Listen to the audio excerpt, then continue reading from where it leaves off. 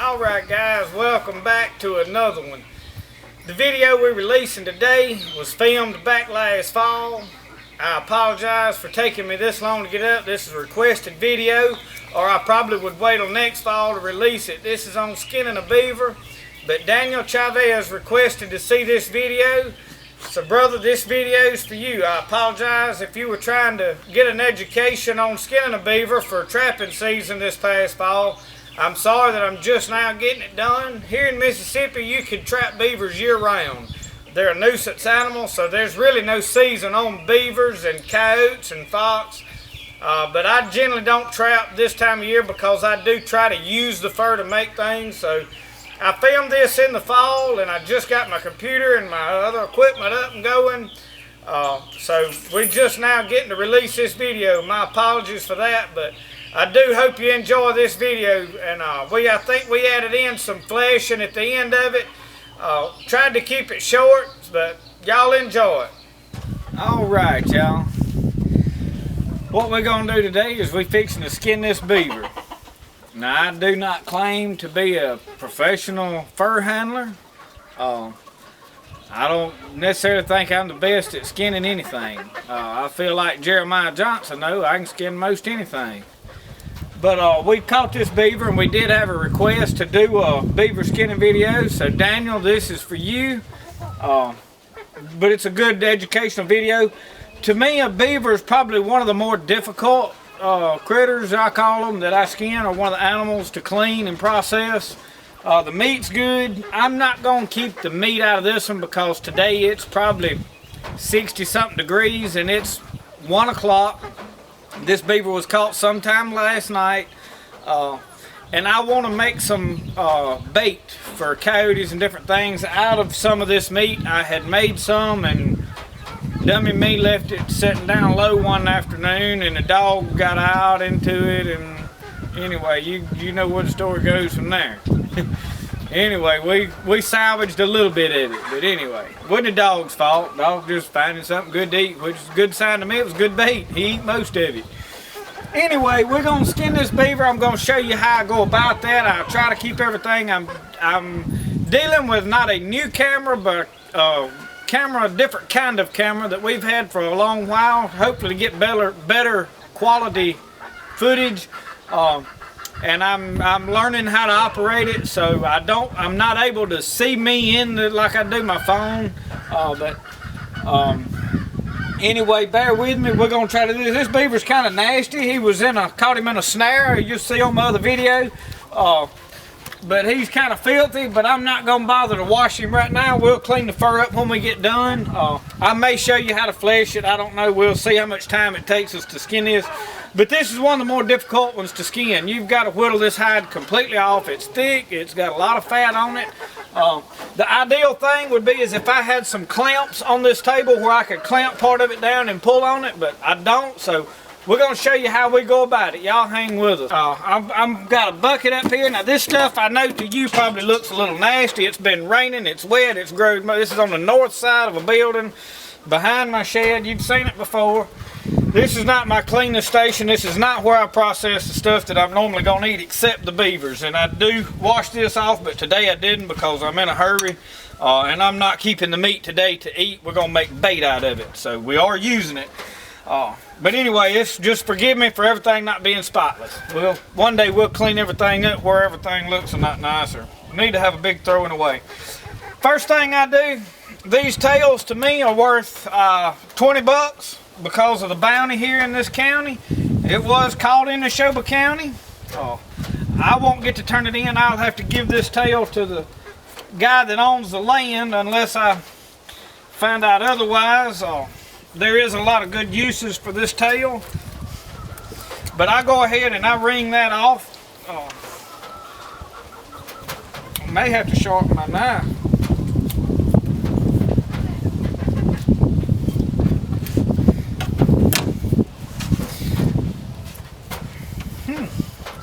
Okay. There we go. I wasn't in the right spot. My bad. Like I said, I don't claim to try to be a professional at any of this. twist that and pop it loose. Once it's popped loose, you can cut it right off. So we saving the tail. That's for a bounty. Alright, I do the same thing right here with these feet. Go ahead and I cut them straight off now. I'm not saying the way I'm doing any of this is the best way to do it. I'm just showing you the way I do it. It works for me. And I may develop something new along the way. You cut on the side of this right here, and I'm trying to keep everything in the frame here. Cut that foot off, throw it there. And see where this foot bends right here? Now this one's done set up rigor mortis. He's done got stiff on us, or she. And you can see this yellow, this is some of the castor scent that we would like to have as a trapper or a perfume maker. Okay, we got that in. We're gonna go ahead now. We caught him in a snare. I noticed that this is pretty chewed up. I don't know if the snare ripped him up or if this is bite marks where another beaver got a hold to him. But being the hide's not really worth anything, it's not gonna hurt us too bad. But that ain't something you want to find when you're trapping. I thought I had sharpened this knife, but I don't know. But anyway, I'm going to shut up and just skin now. I may play you some music or something.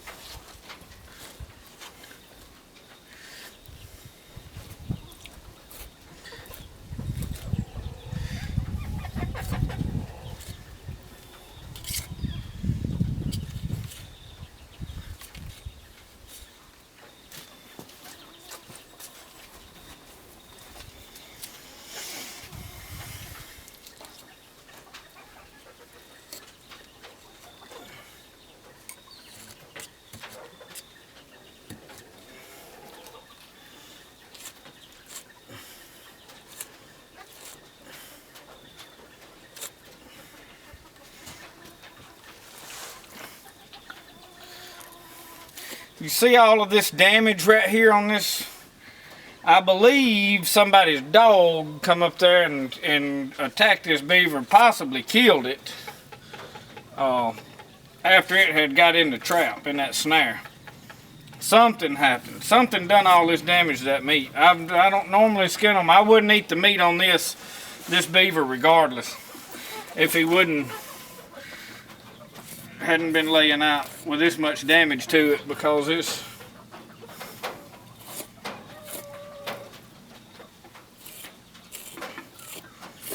I've never skinned one that looked like this. Something attacked it.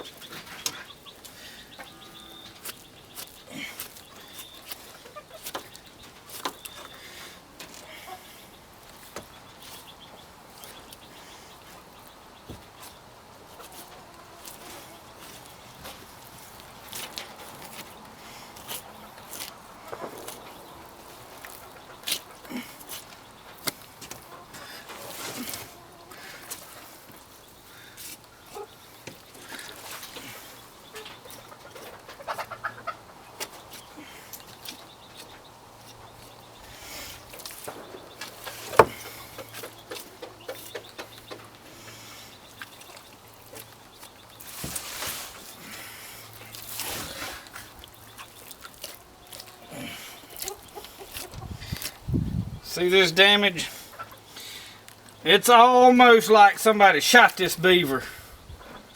I don't know what happened. I didn't do all of this.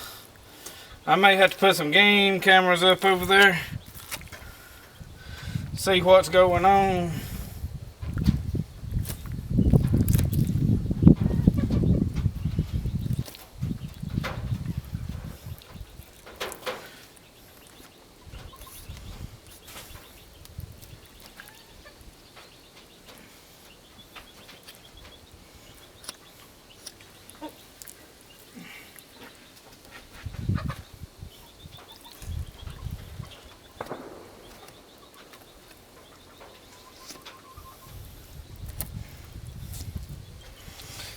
Somebody may have been over there at night shining for deer or something and seen him and shot him and not realized. That almost looks like a high-powered rifle. Went through there.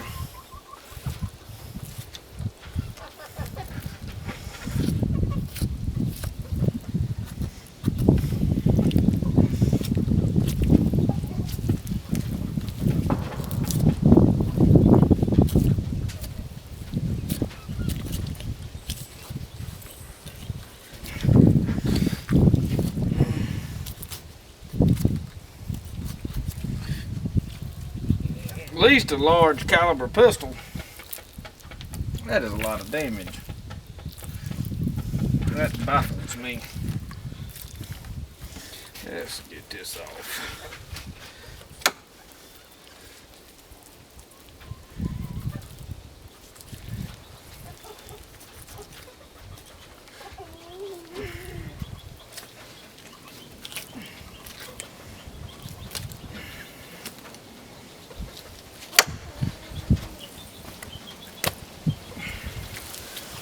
This is all the meat back here that you want to eat.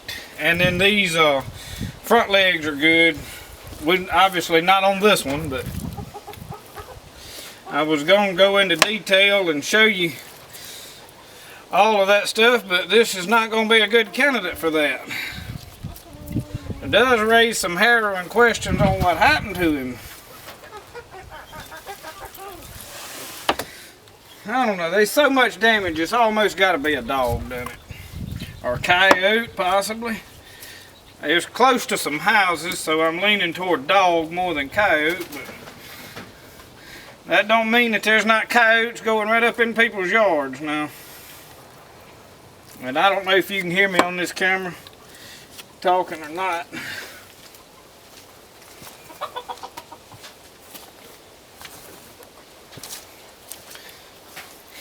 I'm trying to keep check on it. This camera has a tendency to just stop filming all by itself. So, like I said, I'm learning how to operate it. And some of this stuff I'm doing backwards because I'm trying to keep the where you can see, and then I'm still getting in your way of seeing what I'm doing. I'm new. But I am trying to keep it where you can watch. I'm probably not doing a very good job of it. And like I said, I'm not a professional fur hunter. Okay guys, my camera battery died there at some point. I don't know exactly right now how far. We got pretty close to the end, but I'm just cutting a little more of this meat right here off, and I'm trying to be careful. Like I was mentioning earlier, I don't know if you got to hear it or not, but you need to be careful cutting away from him. I cut myself on that head, on those teeth the other day when it got greasy. Those teeth are sharp and I was twisting that head off. So when you're just cutting like this, cut away from you. Make sure you're not cutting towards your hands. A lot of you know this stuff. I realize that. I know I'm being... But anyway, that's about all we're going to try to get off of this beaver. We're going to take and put him in our bucket. We're going to go discard this down there and set some coyote traps around that carcass. I'll throw it out there and I'll back off of it. I won't necessarily just put it right beside the thing in case the dogs or something, but I'll just about 20 yards away, I'll put me a dirt hole set. So we're going to put all this stuff and I'm just going to set it in this bucket, keep the flies off of it like that, and let that tank for about 2 days. We're going to go hang this up. In fact, I've got a nail right here. I'll show you right quick where I'm hanging that. There's just a nail there. We're gonna hang that over it and let it dry, but if it's gonna rain, I'll back that up and get it out. Okay, this is one of my flashing beams that I made. I put a piece of PVC pipe over it. I think that's 10 inch. I take this to kind of hold it with my hips. So, and I just put that sack against it to keep me from getting nasty. This is a flashing knife I made. This is a planer blade out of a commercial sawmill. And one of the guys that worked there got me a couple of these. They were throwing away. It's still pretty sharp. It's not razor sharp, but it's sharper than my other one.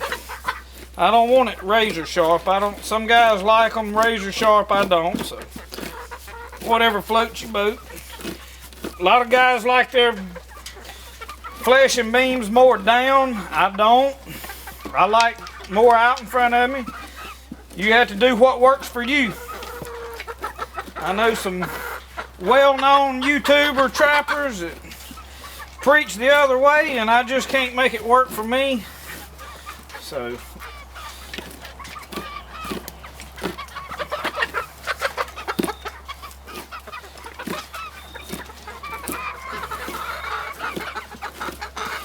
it may work better for you that way.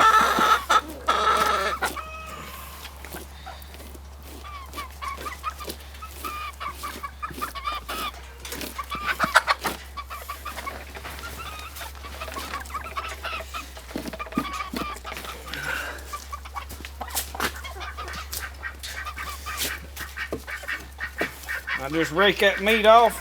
Forgive me for the chickens. Some of you like to hear them. I like to hear them, but I got 2 ducks right there and a bunch of chickens sitting here begging to be eaten. They like these meat scraps too. So, I don't know if you can see Mr. Rooster right here, but they'll eat all that meat scraps. So we ain't wasting nothing. They get excited when now what I'm doing is I'm kind of keeping this more flat down and somewhat slicing right here. Now once you get to a certain place on this beaver, it'll start rolling a little more. I'm not as fast as some of the other guys I've seen do it, but that don't really bother me too much. Just when I think about it. I'm kidding. I don't let nothing bother me a whole lot. I get frustrated sometimes about stuff if it ain't going right. Like when I was trying to trap these dudes, and they kept outsmarting me. Found out somebody had done trapped these up the creek a little ways. So by the time I got after them, they well educated on traps.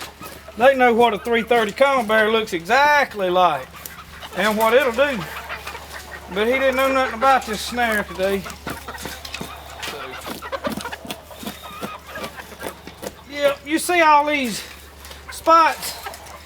That's gonna be where a dog got our coat. I'm leaning toward dog because the dog would have killed it and left him there. The coat would have eaten him. That coat would have ripped him apart and ate him. He would have been wanting lunch. The dog felt like he was protecting for property or territory, so he just killed it. So that's why I'm leaning toward dog. I'm just reading the signs. I just filleted my thumb when that twisted. Scraped it more or less. I didn't get the best of handles, and once you get greasy, it ain't too bad. Just a little scratch. Yeah, alright. We'll put a little peroxide, a little alcohol on it in a minute, just to make sure no bacteria gets in there.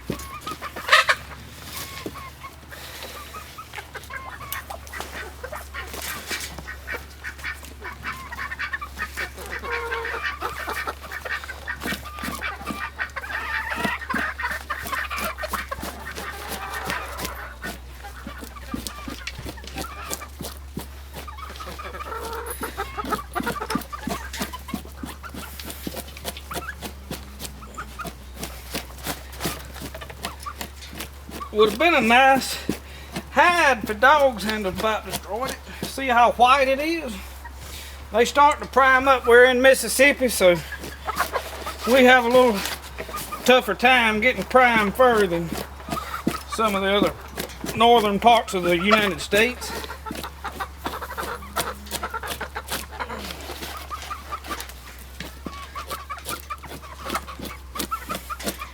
I hadn't even really kept up with the fur market.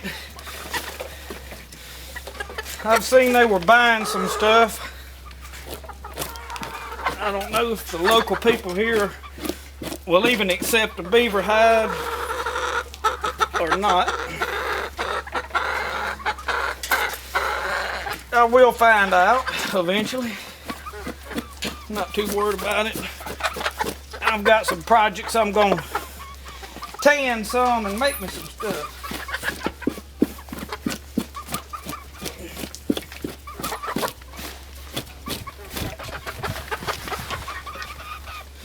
Show you that dog. He really worked it over right there.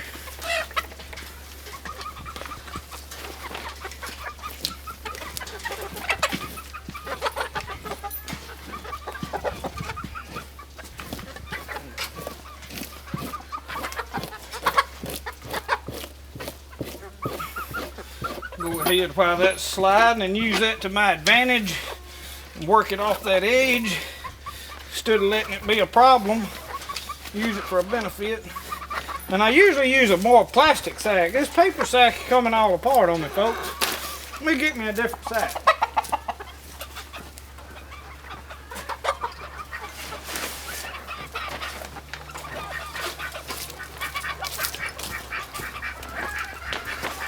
This one is more fibrous, more plastic or whatever you want to call it than it is.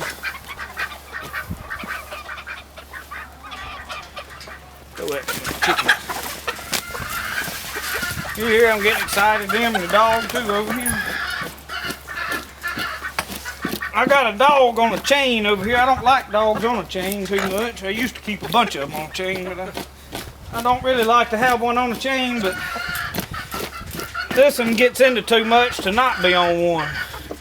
Wants to kill chickens, and so for her to get to stay here, she has to stay chained up.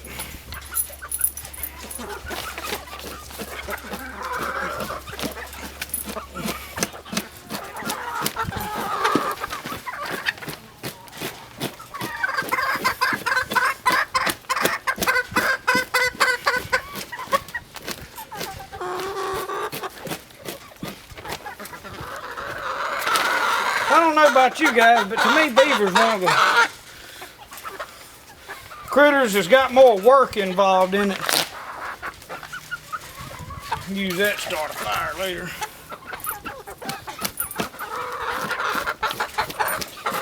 Just a lot of work in these. I can do my smaller game fairly quick.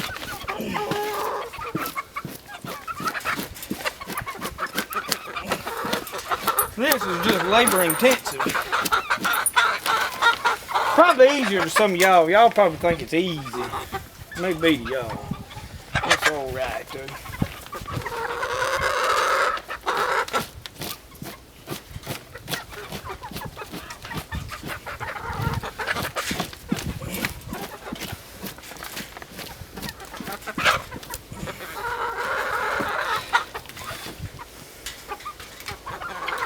I need me a different handle on here, something with a little, that's not perfectly round.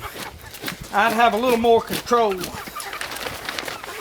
But I like homemade stuff, see, I don't like to buy. And this blade though is excellent. I love the blade. That blade works good. Or it does for me. I'm sure if I had one of them $100 flashing knives, I'd like it a whole lot too after I paid that. That's like the argument with a live scope for crappie. All the guys that can't afford it condemning the ones that can't afford it. I really hadn't made my mind up. And I can't afford it right now, by the way. I just want to be clear on that. But I don't see nothing wrong with it. Somebody wants to use live scope to catch a fish. I just haven't decided if I want to. The argument is they ain't no different than the fish finder. And some of these new depth finders, it ain't no different in, really. I mean, it's different, but not in concept.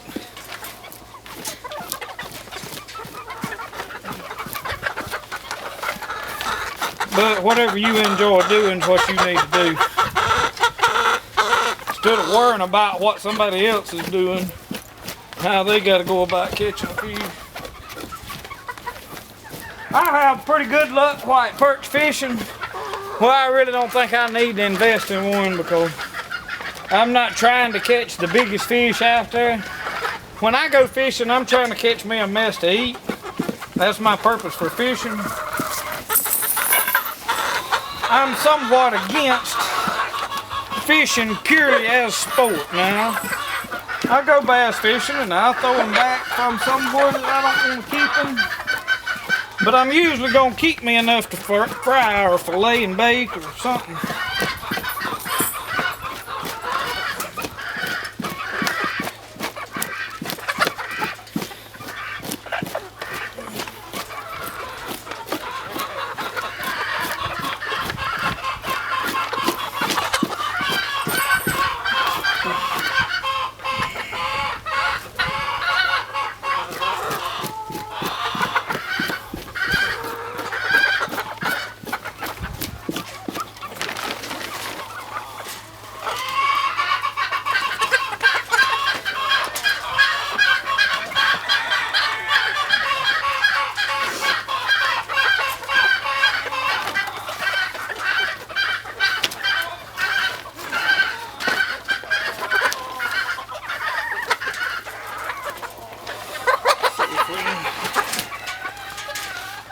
Trying to put my weight on here. I need to devise me a clamp on here.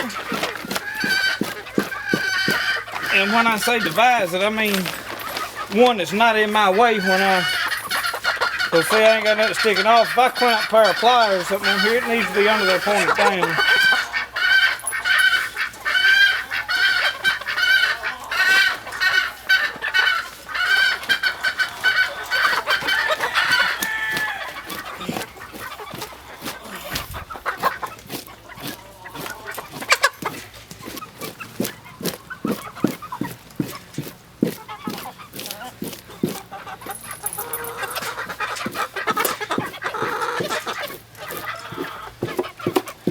Some good fat right there if you want to render some fat into something.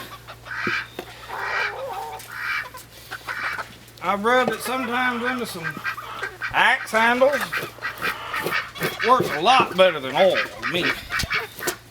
It and the skunk fat. The skunk fat is awesome. Because there's a lot, it's greasy.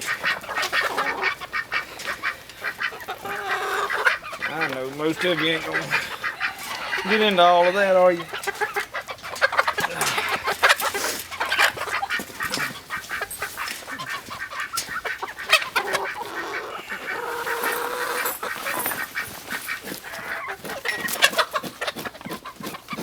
We about to get there.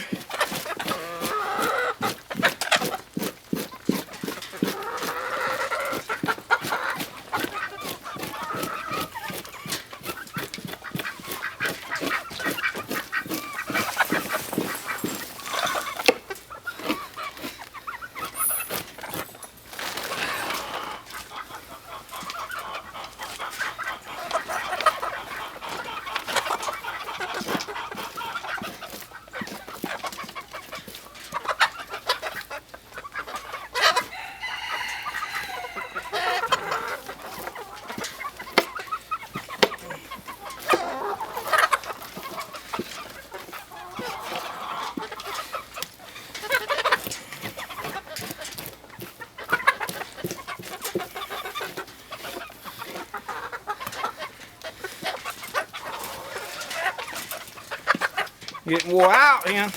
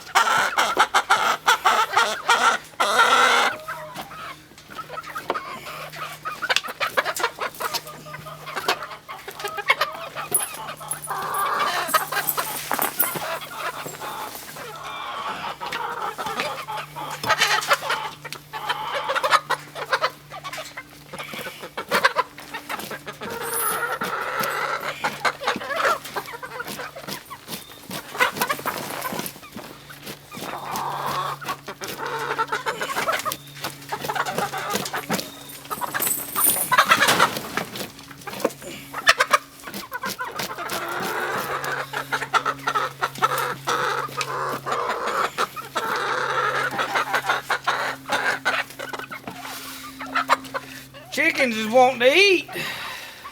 They like it. Give me some more.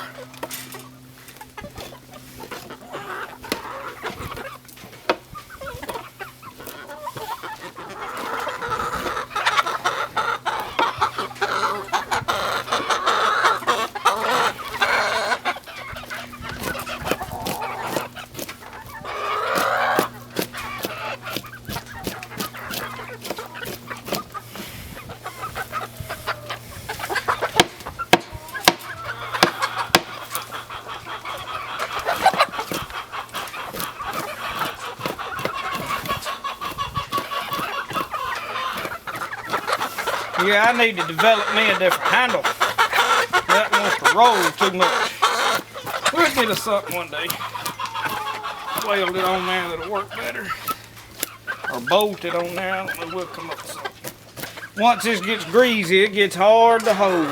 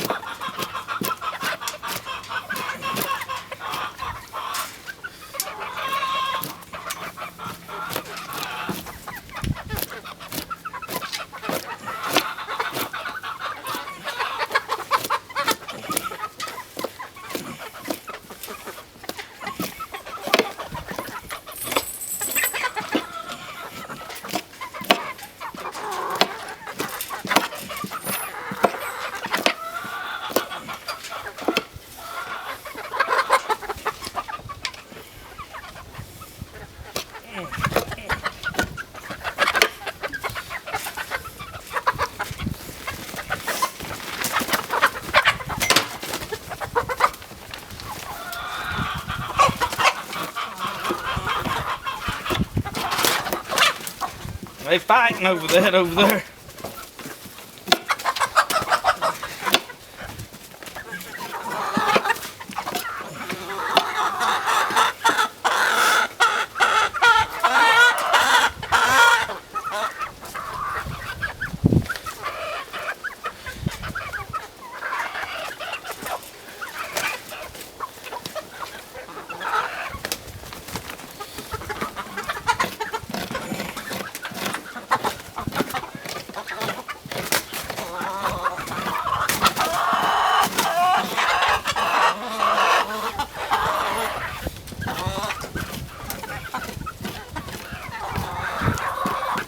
I may need to let some of this solid up. Sometimes this is easier to flesh after it's laid here for a little while. And I think I'm gonna drake this up and let it finish